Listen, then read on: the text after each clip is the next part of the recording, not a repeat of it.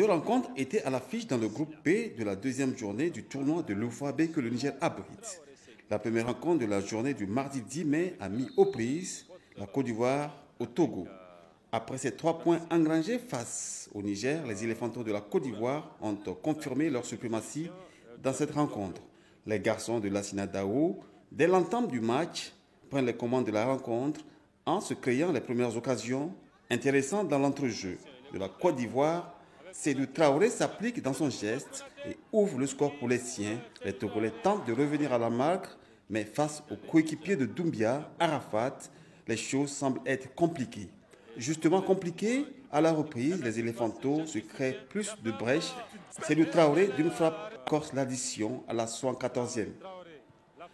2 pour la Côte d'Ivoire et 0 pour le Togo. Le sélectionneur ivoirien estime que c'est la constance de ces garçons qui a prévalu. Ayant son destin en main, le MENA du Niger a abordé sa deuxième rencontre de cette compétition avec plus de sérénité. Les calculs sont simples pour les garçons de Abdrahmane Issa face au Bénin, c'est de remporter la partie. Le Bénin, 3 points déjà dans cette compétition, a affiché un autre visage. Les garçons de Abdrahmane Issa, bien rentrés dans cette rencontre, multiplient les offensives. Des offensives qui, dans leur majeure partie, ont été mal exploitées à l'image de ces actions. 0-0, c'est le score à la pause.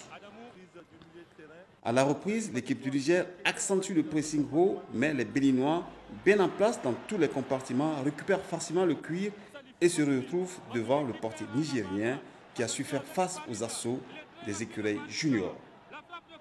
Le doute s'installe désormais dans le camp des Nigériens qui sont tenus en échec au terme de cette rencontre, 0 but de part et d'autre.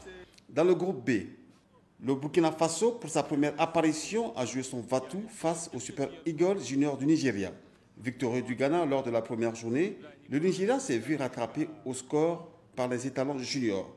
Dominateur dès l'entame de la partie, l'attaquant nigérien Ibrahim Mohamed, sur un centre, mais en difficulté, Philippe Maré, qui voit le ballon logé au fond de ses buts à la 25e minute de jeu.